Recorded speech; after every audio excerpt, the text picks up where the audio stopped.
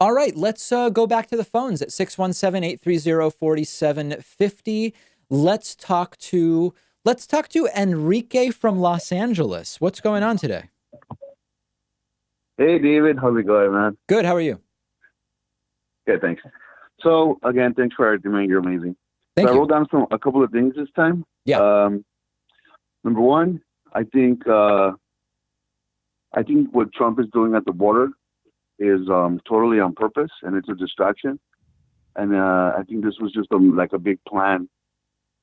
Him doing all this crazy stuff so that Democrats go and do what we always do, and go crazy, and do what the squad's doing, and go on TV and talk about the horrible things that are happening. Yeah. I really think Trump is not intelligent, like when it comes to policy and reading and all that stuff, but he is really good at like sales and manipulation and all that. So I really think that we need to be against what he's doing, but we need to talk about like the issues that the vast majority of Americans are worried about, because I think that it's a huge distraction. It really is. And I'm a 100%. Hispanic American myself. Yep.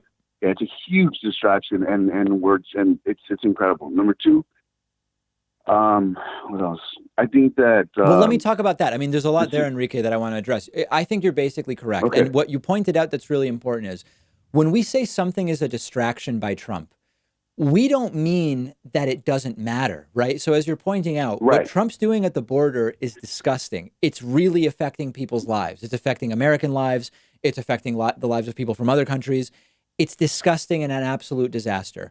And he's a total ignoramus when it comes to policy, and we should be opposed to what he's doing.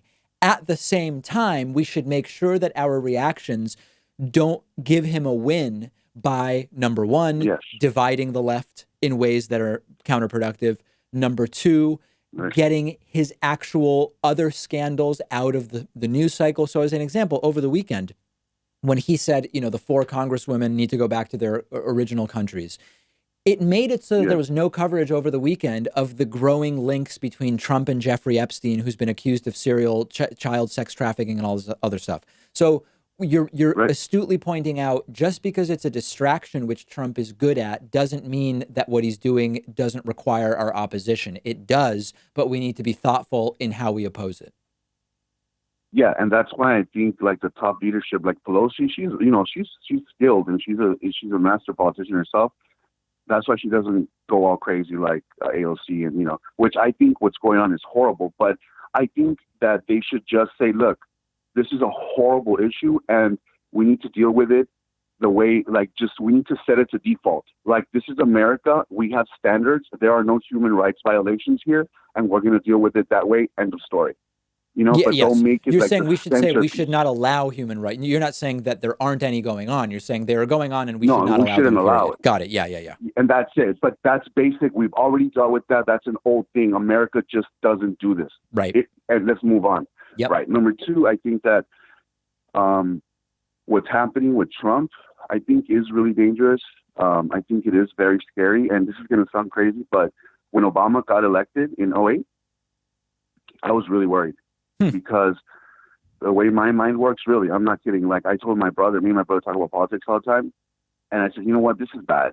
And he was like, why? This is great. I was like, yeah, I know it's great, but it's bad in a way because it's going to rile up a lot of people, and a lot of people aren't ready for this. And I think that Trump is just the aftermath of that. That's just my opinion on Well, that. listen, And another thing is, I think the country was ready for Barack Obama.